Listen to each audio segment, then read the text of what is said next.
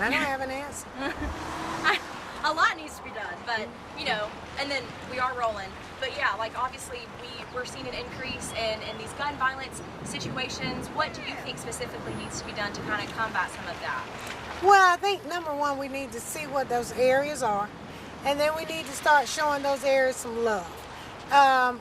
Things along street lighting, you know, making sure that the businesses that are there are good businesses, number one, and don't offer any kind of places where people can hide or have an opportunity to do something, you know, that they shouldn't be doing, obviously. And so I think as we look at that and begin to address that, even down to possibly looking at security cameras, because along the business corridor particularly, when people are coming out to shop, we want them to feel safe as well as the shop owners to feel safe as well. So it's just basically protection in our community of public safety issues and concerns around law enforcement. But it's not just simply law enforcement.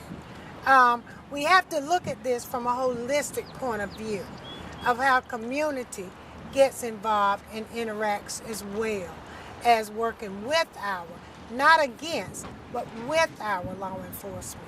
And you mentioned community. How important is it to get the conversation started, you know, within the community, with the people that live, you know, in the area where these issues are happening?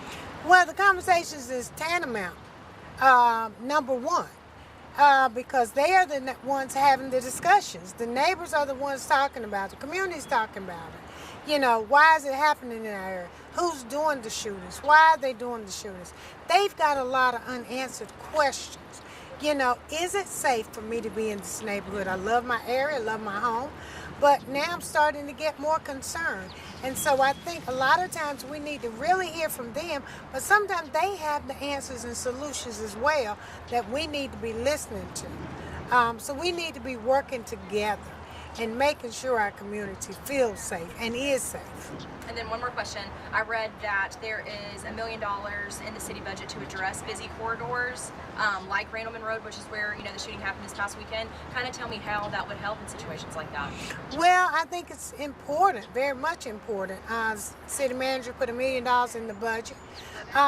These are our gateway corridors. They are where people enter and exit into our city each and every day. And so not only do we want them to look nice, we want them to be nice and have great businesses along these corridors. And so this money is just a start.